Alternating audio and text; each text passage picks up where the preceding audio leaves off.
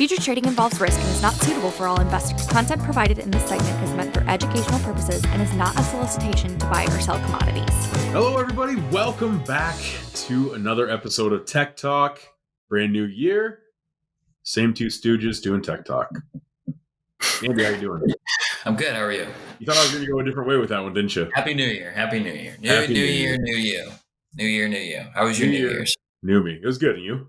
I mean, it was fine. I didn't. Did you make it to midnight? I didn't make it to midnight. No, 9:45. I was in bed. 9:45.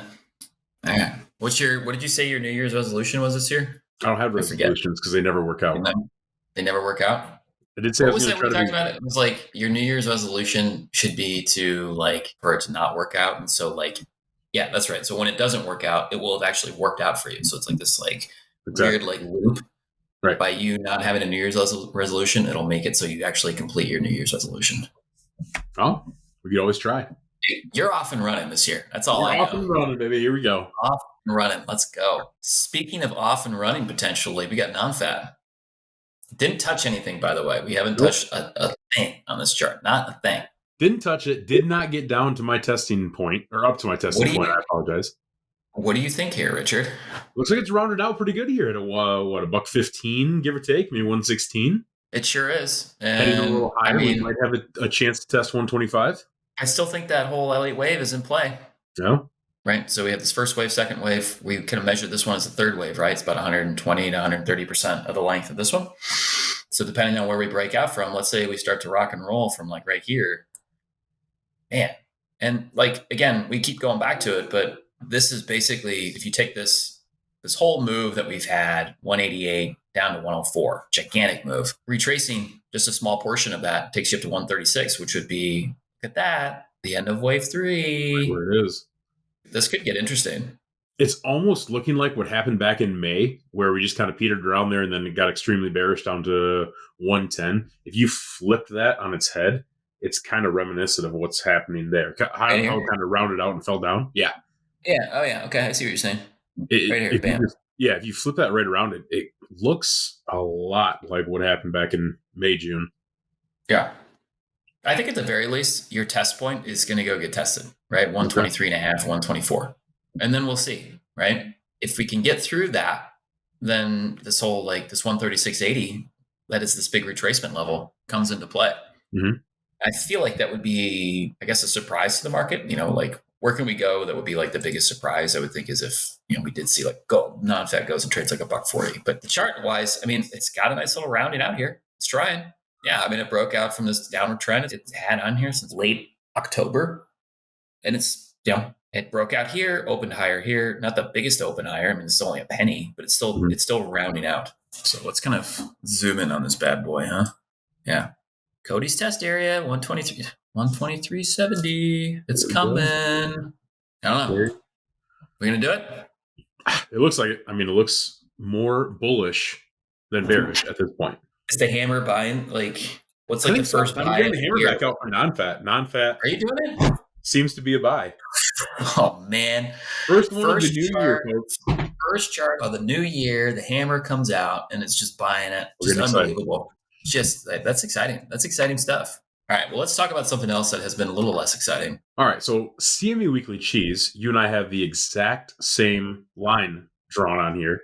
The downward. Right here. Bam. Yep. And so, it's coming to a head here. We continue to very steadily and slowly trend ourselves down to kind of this tipping point here. And we had this little ipsy bitsy gap that went and got filled right here, right? It has it though. Has it? hang on a second here, Richard. Was 138.6, and our low over here at the end of Dece was 139. Oof. If it close. It's super close. I think you can call that filled. Let's just get rid of this thing. I think you can call that filled. But that looks filled to me. All right, we'll call it filled. All right, filled it is. So it's getting to this point where it's if it breaks out, it breaks out, right? But that's I think that's going to be the first real test for this market is whether or not if it actually breaks through this downward trend and then starts to go. Yeah. We've seen a ton of volume at the CME here recently, right? Now that we've gotten into this, like, call it like mid to low 140s area, we're starting to see more, it's clearly more buyers are showing up. I think late last week and even earlier this week, we started to see those, like the depth in the bid of the barrel, for example, like 135 on 5, 36 on 5, 37 on 5, 38 on 5, 39 on 5 kind of thing. So it's clearly buy side interest in and around like this little area right here. I think what we need to see is the first real material like breakout of this downward trend. Well, and it just feels like we're going to put in some more lower highs like we kind of have and just stair step our way back down, personally. Could be. Like you could putt around here for another couple weeks and still be within this downtrend, right? We don't even have to go lower. Right. We could just trade sideways and still technically be within this trend. Exactly. So like what we need to really see is, and what price is this, by the way? So let's go take a quick look at, it's like basically $1.50. Market needs to go trade $1.50 and then open, like, let's say we settle into this, I guess we could do it tomorrow. If we were up 6 to 7 cents on average tomorrow, then you break out of this trend, right? And so it's possible, but we need to see like the end of one of these candles break through it and then open higher the next week. I think that's coming given the way futures have been acting, right? I mean, futures are certainly pricing in a pretty healthy rally here in the cash market. So I don't know. I guess gut feeling is that they're clearing out some inventory here, and then we're gonna see a little healthy popper here. But got to break through this trend first. Got to do it.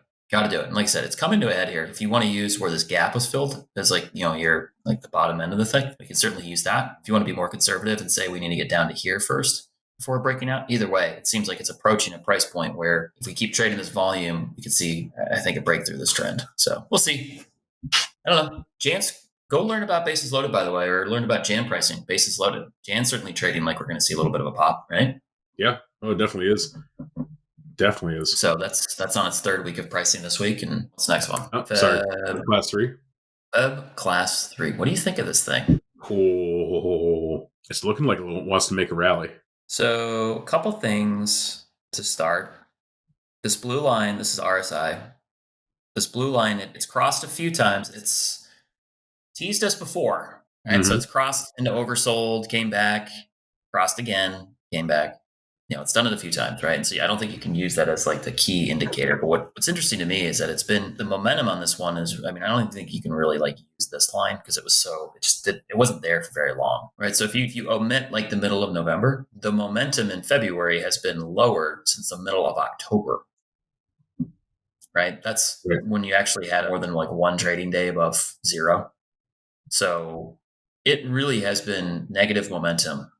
I mean, it's clear as day. I mean, it's just this huge break. It's a $3 break, right? You're starting to get, some of the secondary stuff inkling a little bit. Like I said, RSI, it's crossed before a few times and oversold. So I don't get too excited about that. But, the momentum piece is starting to actually see just a hair of like right here, right? Breaks, comes back, tries to break again, fails to do so, and is now crossed into a point we haven't really seen in a while. So the big piece would be crossing zero. And what I thought you were going to say, though, they're for winners. They're for winners. I was looking at it. Is it popping itself up? I mean, it's trying. It's trying, but every time, I mean, we try to get that rally and we fall right back down apart. And then I look at the momentum, and honestly, it certainly tried here. Yeah, right. It tried here and couldn't do it. It never got the momentum to cross over zero. So I think that was a big issue, right? And then you broke through, and then see you later, alligator. Looking at the RSI, it kind of feels like that same kind of deal where it's trying and it gets up there and it gives us a little bit of, a life, you'll call it, and then just kind of falls right back down apart.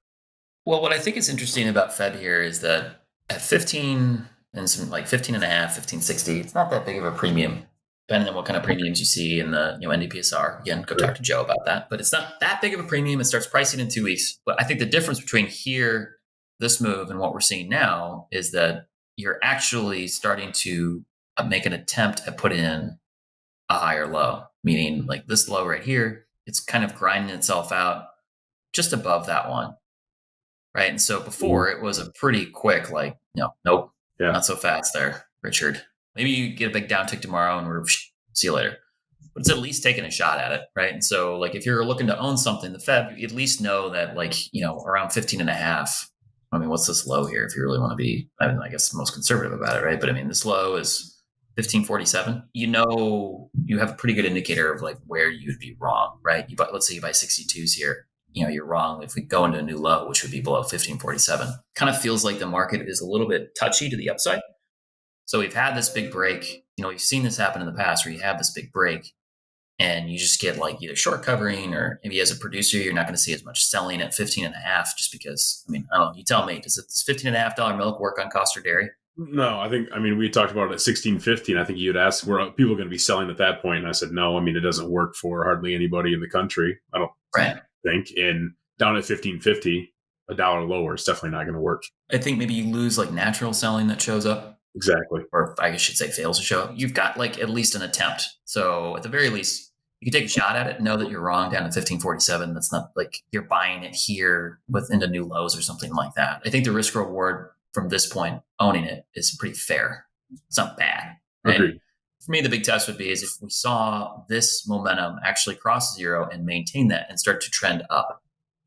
Right? Again, that hasn't happened really for some time. I think you can omit this one because it just seems like it was kind of here today, gone tomorrow. It really they didn't get any confirmation from the breakout there. So I think you can omit this one and say we haven't had any positive momentum since October, which really is true.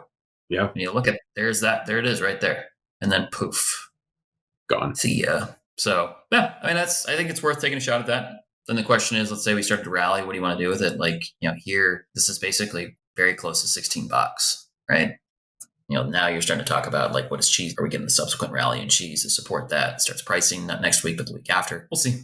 But It's certainly acting like you could give it a shot. I don't know if it's hammer worthy, but it's giving you a shot. We'll leave the hammer off on this one for right now. The hammer's still cooling down from Nonfat. Here's the last one. S&P for you and me. So, this isn't looking too rosy. No, look at RSI. I just kind of straight down. Again, crossed into overbought, tried to come back in, and it's technically these things do trade well, right? So it's almost like a mini Head and Shoulders on the RSI, but it's just a failure to go put in a new high on that. So that's one, and you're getting the confirmation out of the momentum now too. Yeah. Here, so it crossed zero after being above zero for some time. Bam! So this thing crossed into positive territory early November, just before my sister's birthday, and then here we are, start of the year. Not looking so hot. I was going to say, this is the first day we've broken below the 20-day moving average since back in November.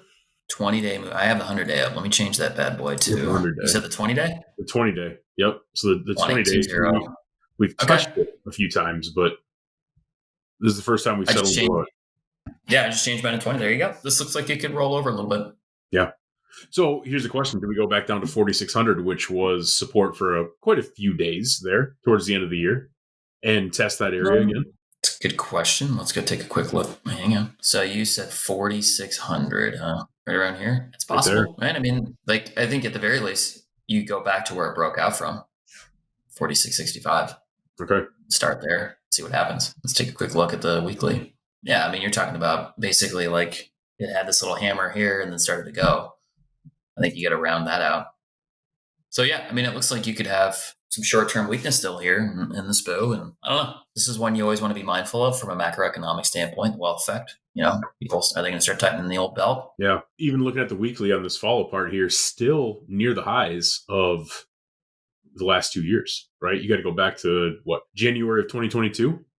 Yeah. And, we did not move this. So Correct. This is still kind of what we looked at for Nonfat earlier, Elliott wave, right? And so if you just take, again, 120 to 130% of the first wave, then we still have some room to go. So this is telling us we still have highs to look forward to. Well, we'll see. Looks like short term, we might be able to roll over, maybe get your buying boots on, scoop some little stocks on the low. There you go. Get ready for retirement. Get ready for retirement. What does retirement look like for you, by the way? Just curious. Well, looking at this chart, probably not until I'm 85. Well, okay. But what I'm saying is when you turn 85, like what is Cody going to do in retirement? Just curious. I'll move somewhere warm, turn my phone off, and not have to worry about anything. Ride motorcycle all day, all night. Ride or die. Ride or die. All right. That sounds like a great retirement. I'd be right there with you. I'm excited. I'm pumped. I like warm places. That's just me. Maybe shuffleboard or something like that. And some get back to tennis, weekend doubles. Gonna just go. There you go. Get the old motorcycle. I like it. I don't have a motorcycle, but I'll get one. You get a bike, I'll start playing tennis.